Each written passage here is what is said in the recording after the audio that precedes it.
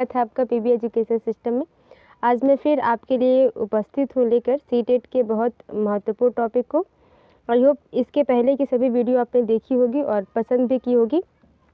तो मैंने जो पार्ट 2 में बनाया हुआ है इसको, ये है आपका शिक्षा मनोविज्ञान की विधियाँ।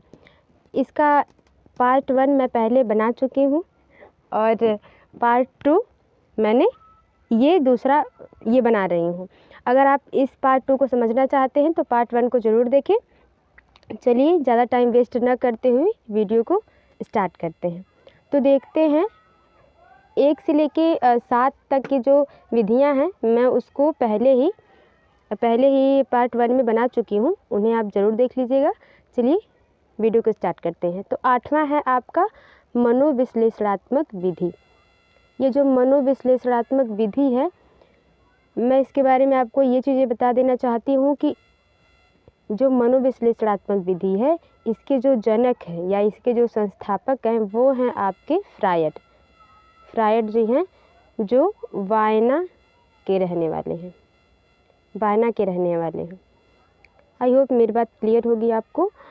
मैंने क्या कहा कि मनोविश्लेषणात्मक विधि के जो जनक हैं वो हैं आपके फ्रायड जी, और ये कहाँ के रहने वाले हैं? ये वायना के रहने वाले हैं। चलिए देखते हैं मनोविश्लेषणात्मक विधि में क्या है।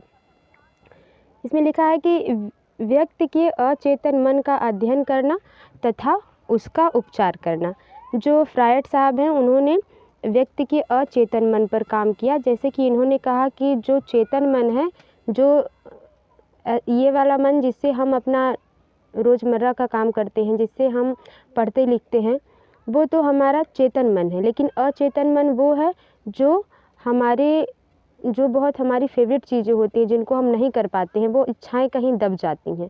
तो इन्होंने फ्रायड जी ने कहा है कि जो इच्छाएं हमारी पूरी नहीं होती हैं वो कहीं न कहीं जाके अचेतन मन में निवास करती हैं और समय के साथ हम उस चीज़ों को भूल जाते हैं। तो अचेतन मन में जो चीज़ें रहती हैं कभी कभी वो उभर आती हैं और वो निगेटिविटी का रूप ले लेती हैं। तो इस तरह जो एक व्यक्ति के अचेतन मन का अध्ययन करते हैं और अगर उसमें निगेटिविटी है तो उसका क्या करते हैं? उपचार करते हैं। देखिए इस विधि में व्यक्ति की अतृप्त इच्छाएं, जो इच्छाएं पूरी नहीं होती हैं, जैसे कोई डॉक्टर बनना चाहता है लेकिन क्या बन जाता है? टीचर। बहुत लोगों के साथ ऐसा हुआ होगा। तो अतृप्त इच्छाएं जो होती हैं उनकी जानकारी प्राप्त करके मार्गदर्शन करना है। ठीक है, आई होप आपको ये बात क्लियर होगी। चलिए चलते हैं अगले टॉपिक पे। अगला टॉपिक है आपका तुलनात्मक विधि। ये विधि बहुत ही इजी है, बहुत आसान भाषा में आप इसको समझ भी सकते हैं। आप नॉर्मल लाइफ में भी कहीं ना कहीं इस विधि का यूज़ करते हैं। देखिए इसमें ये है कि व्यवहार संबंधी समानता और असमानताओं का अध्ययन। मतलब किसी भी व्यक्ति के व्यवहार का हम क्या समानता भी देखते हैं और उसमें क्या असमानता है ये भी देखते हैं। ठीक, देखिए इसके आगे है कि दो प्राणियों के बीच के व्यवहार का अध्ययन या तुलना करना। ठीक, कहने का मतलब है कि दो व्यक्ति होंगे या प्राणी होंगे, उनके बीच व्यवहार में क्या अंतर है। मतलब वह, जैसे मान लीजिए अगर आप बाल केंद्रित शिक्षा पर ध्यान देते हैं तो आप ज़रूर समझेंगे कि अगर दो बच्चे एक स्कूल में या एक क्लास में पढ़ रहे हैं तो हम उनकी कहीं न कहीं तुलना तो करते हैं ना। तुलना करना ठीक नेगेटिव बात है अगर मनोविज्ञान में एक तरफ से देखा जाए, लेकिन ये विधि है। जैसे हम कैसे जान लेते हैं कि वो जो बच्चा है वो प्रतिभाशाली है और दूसरा जो है वो मंदबुद्धि का है, जान लेते हैं। तो जो प्रतिभाशाली बालक होता है उसका IQ लेवल कहीं न कहीं बढ़िया होता है। जैसे सामान्य बालक जो आता है वो हम और आप लगभग जो सामान्य बुद्धि के होते हैं, सामान्य IQ के होते हैं, वो 90 से 100 के बीच में होते हैं। लेकिन जो प्रतिभाशाली बच्चे होते हैं वो 140, 120, 135 ऐसे उनका IQ लेवल होता है। तो और जो मंद बुद्धि का बच्चा होता है उसका 100 से नीचे IQ लेवल होता है। तो कहीं न कहीं हम उन दोनों में तुलना करते हैं। कैसे हमें पता चलता है कि जो मंद बुद्धि बच्चा है वो कम सीखता है प्रतिभाशाली बच्चे से? तो ये हम तुलनात्मक विधि से ही जान पाते हैं। जैसे अब इस डेफिनेशन को और क्लियर करने के लिए मैंने जैसे में ये लिख दिया है कि जैसे पशु और मानव व्यवहार की तुलना। हम कैसे जाने कि पशु और मानव में क्या अंतर है? हाँ, कुछ चीज़ें हमें स्पष्ट दिखाई देती हैं लेकिन कुछ चीज़ें स्पष्ट नहीं दिखाई देती हैं, जिसे हम क्या करते हैं? तुलना करते हैं। अब जैसे अगला आपका हो गया कि विभिन्न वातावरण में पाले गए बालकों की तुलना। जैसे सभी बच्चे तो एक समान हैं, ठीक है, समावेशी शिक्षा में सारे बच्चे एक समान होते हैं, लेकिन उसमें से कुछ बच्चे ऐसे होते हैं जो अलग अलग वातावरण से आए हैं। जैसे कोई बच्चा हाई सोसाइटी से आया हुआ है स्कूल में, और कोई बच्चा बहुत ही गरीब तबके से आया हुआ है, बहुत गरीब परिवार के यहाँ से आया हुआ है, तो उनके वातावरण कहीं ना कहीं अलग होंगे। कुछ बच्चे ऐसे होंगे जो क्रिएटिविटी उन बच्चों में ज़्यादा होगी, और कुछ बच्चों में क्रिएटिविटी नहीं होगी। तो कहीं ना कहीं उनके व्यवहार जो है उनके वातावरण से, उनके वंशानुक्रम से मिलते जुलते हैं। तो ये हम तुलनात्मक विधि से ये अंतर कर सकते हैं। आई होप मेरी बात क्लियर होगी। देखते हैं आपका अगला टॉपिक, 10वां है सांख्यिकी विधि। इसमें कह रहा है कि समस्या से संबंधित तथ्य एकत्र करके परिणाम निकालते हैं। मतलब जो भी समस्या है बच्चे की, जैसे बच्चे को उच्चारण करने में दिक्कत है, चाहे वो इंग्लिश प्रोनाउंसिएशन हुआ या हिंदी में उच्चारण हुआ, बच्चे को दिक्कत है, तो हम पहले क्या करेंगे, हम पहले देखेंगे कि आखिर बच्चा क्या कारण है कि बच्चा उच्चारण नहीं कर पाता है। क्या उसकी शारीरिक कोई कमियां हैं, या बच्चा डरता है। कभी कभी कुछ बच्चे अच्छे तरीके से बोल लेने के बावजूद जब टीचर के सामने आते हैं तो बोलने में डरते हैं। तो समस्या का सबसे पहले जो है, समस्या को हल करने के लिए सबसे पहले उससे तथ्य जो होंगे उनको हम एकत्र करेंगे, उनको हम देखेंगे कि आखिर क्यों ऐसा हो रहा है, फिर उसका परिणाम निकालेंगे। देखिए, यह विधि आधुनिक होने के साथ साथ अत्यधिक प्रचलित भी है। सांख्यिकी विधि क्या है, बहुत ही प्रचलित है। हम और आप अगर आप अपने घर के बच्चों को भी पढ़ा रहे होंगे तो इस विधि का बहुत ज़्यादा यूज़ करते होंगे। तो मुझे नहीं लगता कि इसको समझना बहुत ज़्यादा दिक्कत है। चलिए बढ़ते हैं आगे। आपका है ग्रामर परीक्षण विधि। परीक्षण विधि से हम सभी आप लोग गुजरे हुए हैं। परीक्षण हर स्कूलों में कहीं न कहीं परीक्षाएं होती हैं, हर सेमेस्टर की परीक्षाएं होती हैं। ईयर में 1 ईयर में लगभग आपके 3 से 4 6 भी एग्ज़ाम हो जाते हैं कभी कभी बच्चों के। तो वही परीक्षण विधि है जो हम और आप परीक्षा देते हैं। वो भी परीक्षण विधियाँ भी बहुत सी हैं, इसके बारे में बहुत से मनोवैज्ञानिकों ने अपनी अपनी मत दी है, अपनी अपनी विधियाँ दी हैं। फिलहाल इसको पढ़ते हैं, देखते हैं क्या है यहाँ। इसमें दिया है कि व्यक्तियों की विभिन्न योग्यताओं को जानने के लिए परीक्षा। हाँ, जैसे एक व्यक्ति में ज़रूरी नहीं है कि एक ही गुण हो।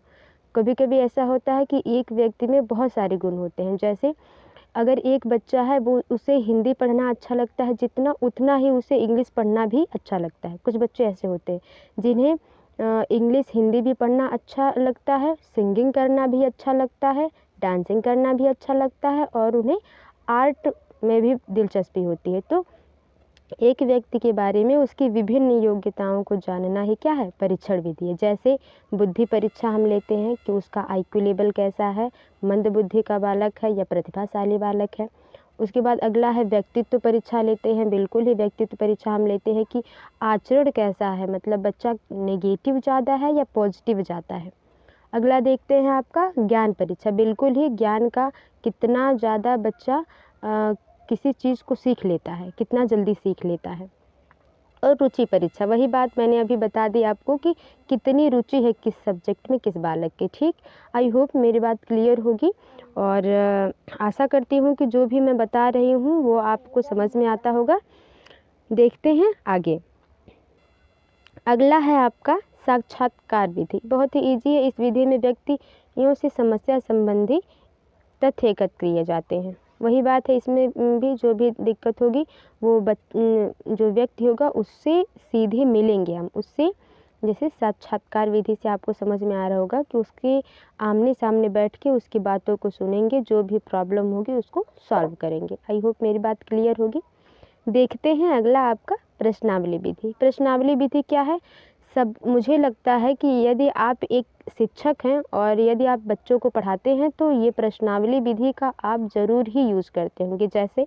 जैसे हम स्कूल में जब भी कोई टॉपिक नई शुरू करते हैं तो हम अक्सर क्या करते हैं, हम बच्चे से प्रश्न के द्वारा पूछते हैं, पता लगाते हैं कि बच्चे ने क्या पहली कक्षा में कुछ सीखा है, यदि सीखा है तो कितना सीखा है। देखने के बाद, प्रश्नावली विधि के द्वारा देखने के बाद हम बच्चों का अवलोकन करते हैं, उसके बाद चैप्टर को आगे बढ़ाते हैं।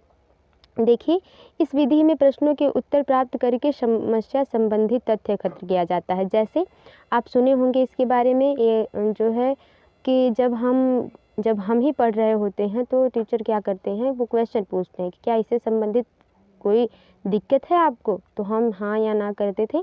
हमें दिक्कत होती थी तो हम हाँ करते थे, यदि कोई प्रॉब्लम नहीं होती तो हमें कहते थे कि टॉपिक समझ में आया हमको।